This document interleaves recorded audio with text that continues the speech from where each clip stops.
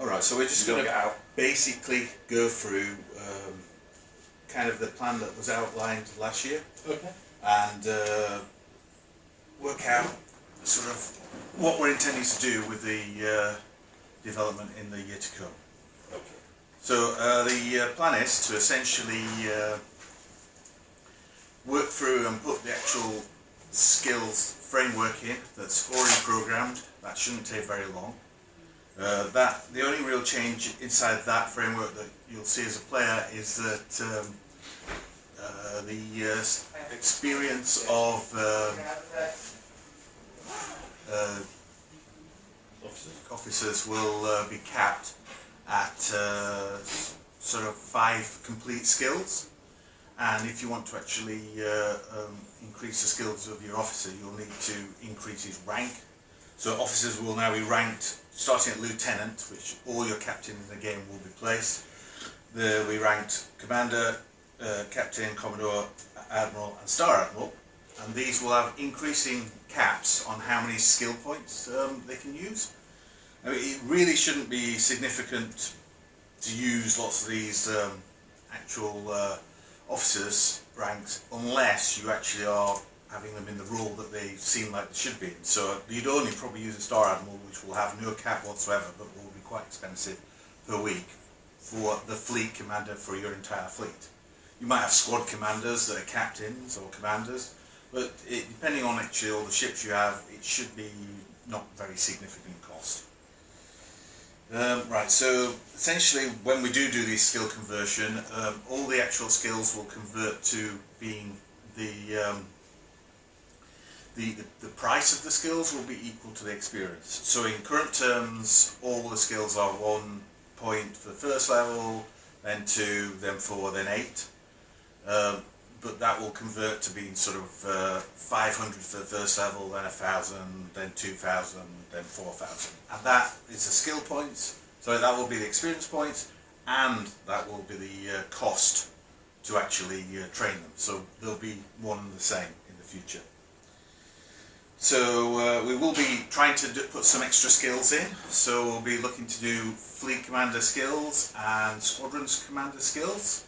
The sort of skills we're looking at for them will not be directly competing with the original skills like dodge and accuracy, but we'll be adding flavour to what you can do with a fleet. Now a fleet commander will be affecting all ships of your type at a location, whereas a squad commander will be affecting his actual squad. But remember, a squad commander will be limited to a number of ships based on his skill. So you can't just use one squad commander to do your entire fleet. Also, don't forget the point about if the squad is larger than his capacity, it won't affect at all. Yeah, I mean that's more of the details that we'll get sorted down later. Now that's the skills. That shouldn't take particularly long to do if I get to start to do it, but obviously like last year I might get like distracted by doing smaller things and then it'll get backtracked. But I hope to get that in because it's not really much to do, and it's also not a massive effect to the game apart from these fleet skills, which will not be totally decisive, otherwise it would be pointless. So the thing we're looking to do also is then move forward with the agents that we were actually describing last year, and that will be using the skill system we've put in place. So what we'd like to do is actually first get the combat between agents sorted out. We're not going to do any difficult combat, we're just going to have a combat that basically has armour, hit points, speed and damage. And the sort of speed might be both from the cybernetics of the officer and the sort of natural sort of talent of the officer, and perhaps skills, and from the actual weapon they're using. Potentially species as well. And possibly from species. And what we're looking to do is do a combat system, well, basically ripped directly out of Quest. So the Quest system basically attaches words randomly to actions and places that into a large sentence structure. So you get a nice paragraph of combat for each round. Now, we're not envisioning having a lot of rounds or a lot of people involved in this sort of combat, so this should actually manage itself. It's Spaceship Troopers, which was basically a clone of Quest but set in space. We generally had squads of 6. That was it. Yeah. Well, the idea is that we'll get to the point where we can actually have exploration of a planet with a small team of officers, which acts basically like spaceship troopers, and you're able to move around the planet, encounter different things, and the encounters will be based on a model of, here's the standard encounters you can have. Oh, but you're on the moon, so you get like a set of moon encounters. Oh, but there's natives, so you get a set of native encounters added. And depending on the location, you'll get different sets of encounters to get a big sort of possible random set of things that can happen to you while you're going around exploring this moon. The idea of this is that we're going to use this inside, possibly use this inside the actual start of the game to get new players into a game that is similar to Phoenix, but not entirely the same, and not held in by the same time constraints. So we're going to put all the agents inside an agency, like we said. We'll probably not implement the company side of that straight away, but the idea is that all this stuff will be held together and placed on the Nexus, so you'll actually be able to instantaneously access most of it on the Nexus. When the agents actually do things, they'll tend to do them through operations. Now, when they do an operation will be for a number of weeks, and it may take a certain amount of the agent's concentration. In this case, it'll be the number of TUs he actually has. So you can't actually do 10 operations with one agent because he'd be spread too thin, but some operations just purely tick along on their own. So we'll have this situation where you can look on the Nexus, look at your agent, say officer stroke agent, and see exactly what he's doing, and obviously have another sheet, say, for the starbase he's in and how much information he's got from that starbase based on other things. I'll go through the actual bit more of the agent stuff in a second. What I do talk about is a new player experience. So with the what we want to do is continue all the fixes we'd actually said earlier with the new players to improve the new player experience. Yeah, but what we want is to get people into the site much more effectively. Now, I think one of the big sort of roadblocks to going into the site is you have to read through all this data, and then you have to authenticate your email, and then you have to go through the first mission, and then everything stops. So it doesn't give you any feel whatsoever for what's happening inside the game. Now, what our intention is to change that over to a system where you go into the game, you go straight to the site, and you're immediately assign a couple of officers which are on a planet which they can explore. So you get this little gameplay going where you do maybe go from one location to another, do a little mini mission where it says what do you want to do, but these are all immediate actions, yeah, and once the mission's done you got to do one choice or another, and you keep going on like this. You might have some combat, then at some stage during the course of this mini game, as it were, you get to a point where you might go, well, okay, you come across a ship that's abandoned. Do you want to fix it? Yes. Get to the bottom of this sort of route of what you're doing in this sort of mini mission, and it says, oh, do you want to enter the main game? Yes or no. And if it's no, you just continue with this situation. You're not logged in as a single user, and that can be played as a separate game and never enter the game. But if you want to enter the main game, then we go into something that takes what you've gathered from your little mission and converts it over into the main game. Now, that may not be the best way to do it. The other option is to make something similar to Phoenix that runs immediately. However, that I don't think is as effective, because if you do that, you give an impression that the entire ship game is going to work at a rate that it doesn't. And so I do intend to have all the bits that you can do in this sort of mini game up front available inside the normal game for anybody to actually play at any time. So if they do join the game and they do like this bit and they can use that more, that's all fine. However, it gives you a sort of a pull into the game that after you've done all this and said yes, I'm going to sign up, then we can do the email stuff after you've got flavour for what you actually want. And hopefully that's going to work out better, but well, we'll see. The other thing I intend to do is push forward more with doing the small changes and requests, and I think possibly we'll do some sort of Discord sort of meeting to get more suggestions from everybody in the player base to actually understand, you know, all the little things that actually make playing better, because that has been happening indirectly for a while, and yeah, I mean it will push other things back, but it's useful to do.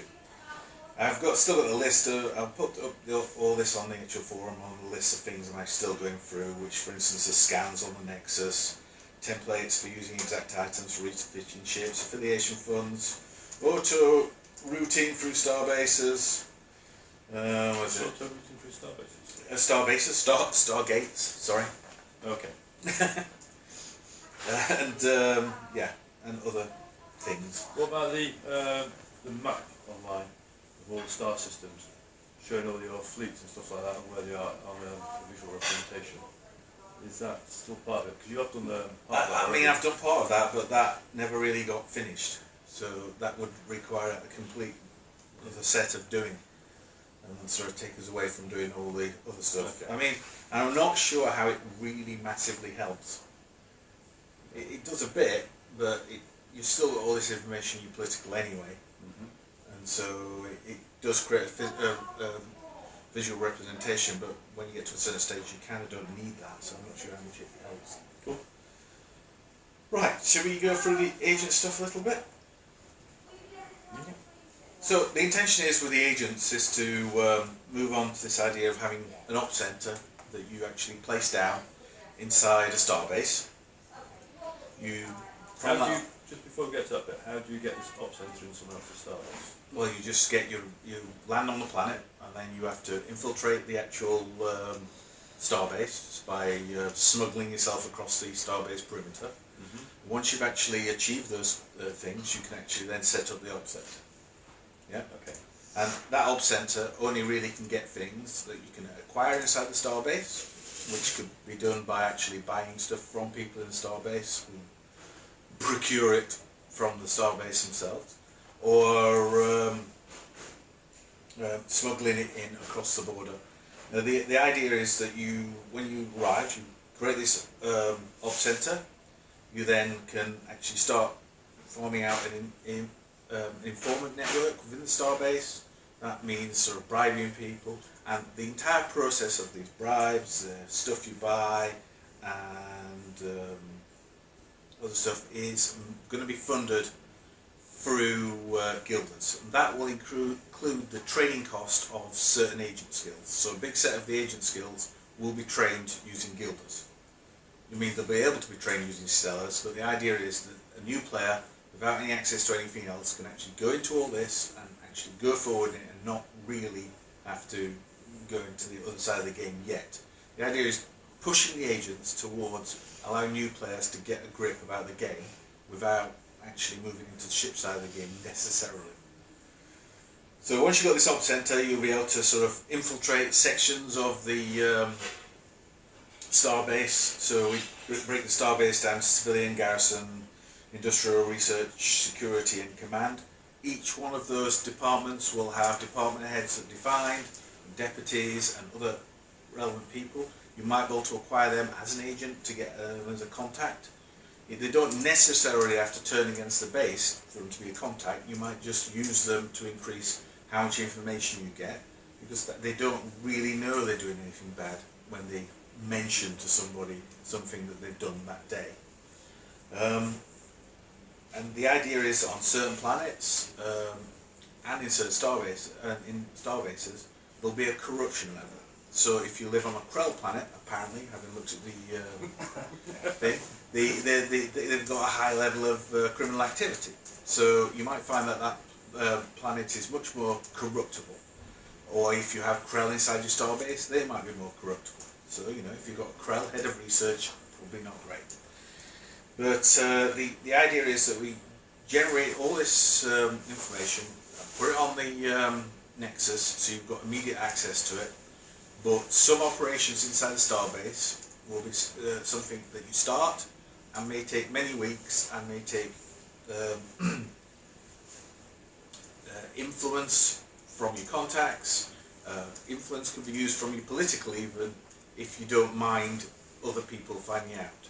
Now every action you do within the Starbase will be causing a certain amount of noise, activity noise for you. But that will be sort of placed against the noise of the actual Starbase. So the bigger the Starbase, the bigger its actual sort of operating noise. And once the activity noise goes over the sort of background noise, then that's when actual information starts turning up on the Starbase owners' reports or notifications, really. Yeah. And the idea is you have operations that you start, such as, say, infiltrate garrison. I don't know, that's a possibility. Now you could either infiltrate the network of the garrison or the actual in-person infiltrate the garrison, or you could probably subvert somebody who's already working there. And these are all options that we want to give, and this will sort of create a section on the Nexus, which is an operation that's running that, say, in the case of infiltrating the garrison, requires the total TUs of the agent because he's the one infiltrating it, but maybe if he's infiltrating the network it only requires like a third of his TUs per week to completely monitor the garrison. The idea is you could be doing several operations at once, and you'll see all these operations ticking away, and it won't be like before where it's going to fail. Generally speaking, the operation will either make more noise or take a lot longer, or a combination of the two, and maybe take more guilders or something like that, but you'll get a positive outcome, or you'll be told you can't do it at all. So we're going to move away from this idea that you automatically get captured eventually. So that's the situation that the previous agents were in. You eventually get captured, and we want to completely move away from this. We're also going to be putting these agent op centers inside the local populations of planets, and the idea is you might set up an op center and infiltrate the local population well before you actually then go into the Starbase, and this will allow you to transfer stuff in from the local population a lot easier because you'll have gained entrance to routes. So that's the idea. What we want to do is get a much clearer view of exactly what that agent stuff is like, get it written down, and then bring it to players so that we can get feedback back on what's wrong and what's right. But as I say, the initial idea is get the skills done, then get the agent combat done, then get the agent team operations done, integrate those into the start of the game, and then go back and finish all the agents off. I think that's about it, unless you want to say something. No, I was just thinking about the op center on the world and stuff. I know we're all tying it into events on the world. Yeah. So we've been discussing that with others over the day. Basically, what I'd like to see is more events actually happening on the world. These can be environmental events, social political events, racial events, things that basically, if you want to ignore them, you can ignore them. You might have slight potential chance of exploiting to get a little bonus, or if you ignore them, might be slightly lower events, that'd be a negative. But basically, just the background hum of the world. Now, what you just mentioned there about op centres on worlds, maybe they could increase the nature of the events and the type of events. I know basically all about, planetary shields and things like that.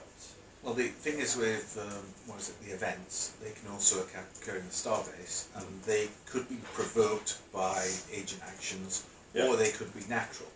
The idea we want some, apart from all having sort of the background noise of the Starbase as a number, we also want noise based on sort of false positives that you could actually see, where you actually think, oh, that's an agent calling that, but it's not. Such that you don't such that we try and, obviously we probably fail totally, desensitise people to stuff happening. We've also got to consider certain bases are out in the open. They're in populated regions of space where anyone can basically get to them, but then you've got other bases which are behind wormholes, stargates, etc. And then you could have the big outcry, it's not fair. Only my bases have got to be affected by this because I'm out in the open, and all these guys have got an advantage because all their stuff is behind. So we have to think of ways that it is possible to get op centres in places that you cannot physically reach. Don't know how we're going to do that at the moment, still a lot to discuss. But yeah, certainly that will never reveal the location. It No. will only ever get you there. Yeah. So when all said and done, if you're trading goods from a far end of the universe all the way back to your secret stuff, One of the boxes labelled lovely luxury goods might it's actually got a have krill person in it, a krill operative in it, mailed himself to your star base from the other end of the galaxy. So yeah, we'd have to consider that before there's an outcry on a it's not fair sort of thing. Or no. But yeah, these operations aren't going to wreck your entire base, bring it all into a smoking ruin before anyone gets panicked over that.